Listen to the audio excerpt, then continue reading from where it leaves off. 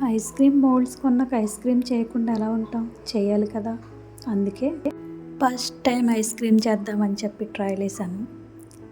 Result అయితే బాగా వచ్చింది. టేస్ట్ కూడా చాలా బాగుంది.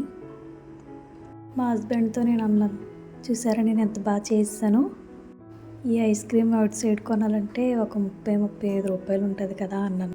మా హస్బెండ్ దానికి దీనికోసం 200కు పైగానే ఖర్చు పెట్టావు కదా, ఇదే అవుట్ సైడ్ కొనుక్కుంటే 100 రూపాయలతో పోయేది, దానికి డబల్ ఖర్చు చేసావు కందు అని అన్నారు.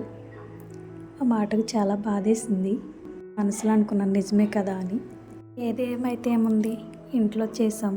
టేస్ట్ అయితే చాలా బాగా వచ్చింది. వాటికి బదులు 3 ఐస్ క్రీమ్లు నేనే తినేసాను. ఎవరేమనుకుంటే మనకెందుకు, మనం హ్యాపీగా ఉంటే చాలు కదా అని మనసులో అనుకోవడమే. ఇలా మిమ్మల్ని ఎప్పుడైనా ఎవరిని అన్నారా? కామెంట్ చేయండి.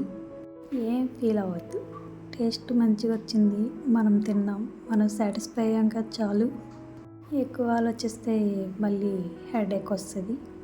అసలుగా మనం చిన్న చిన్న ప్రాబ్లమ్స్ తట్టుకోలేని డెలికేట్ మైండ్ మంది.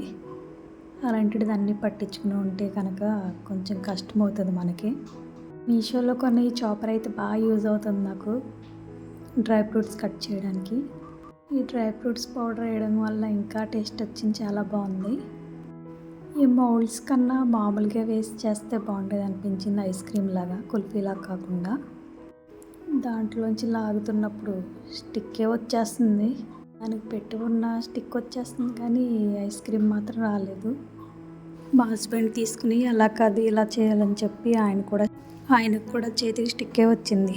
ఎక్కువసేపు వాటర్లో పెట్టేసామేమో అనిపించింది. ఎంత ట్రై చేసినా రాలేదు. కొద్దిసేపు నాకు ట్రై చేయగా వచ్చింది. మా పాప కూడా తినేసింది ఐస్.